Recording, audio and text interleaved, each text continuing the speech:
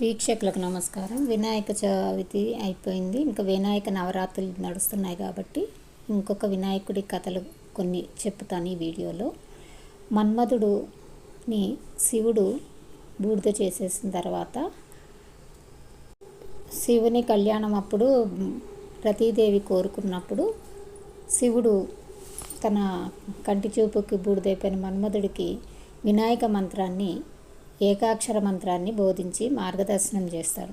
దీంతో ఆ కామదేవుడు తనకో రూపం ఇవ్వమంటూ కాలస్వరూప గణపతిని ఉపాసిస్తాడు. ఆ సాధనకు మెచ్చిన విఘ్నాధిపతి ద్వాపరలో శ్రీకృష్ణుడి సతీమణి రుక్మిణి గర్భంలో ప్రద్యుమ్నుడిగా జన్మించేలా వరం అనుగ్రహిస్తాడు.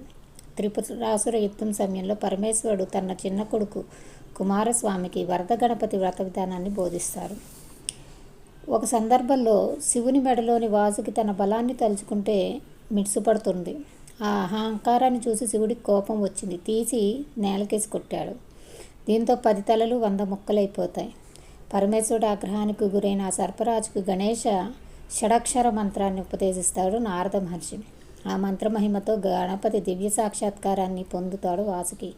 ఆ 1000 ముక్కలు 1000 తలలు అవుతాయి. ఇక నుంచి నువ్వు సహస్రపణి చరితార్థుడిగా అవుతావు అని వరమిస్తాడు అభయ గణపతి.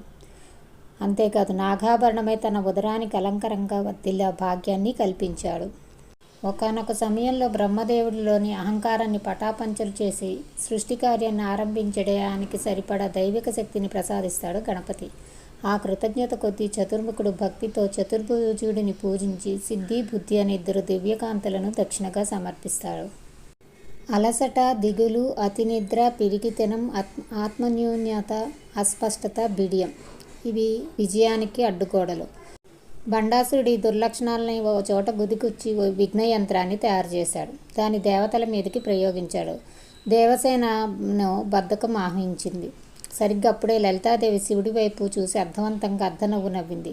ఆ దరహాసంలోంచి గణపతి పుట్టుకొచ్చాడు. బండాసురుని విఘ్న యంత్రాన్ని ముక్కలు చేసి దేవతలకు ఆత్మవిశ్వాసం ప్రసాదించాడు. నిర్విఘ్నంగా రాక్షస సంహారం జరిగిపోయింది. వీడియో నచ్చితే లైక్, షేర్, ఫాలో, సబ్స్క్రైబ్. ధన్యవాదాలు. నమస్కారం.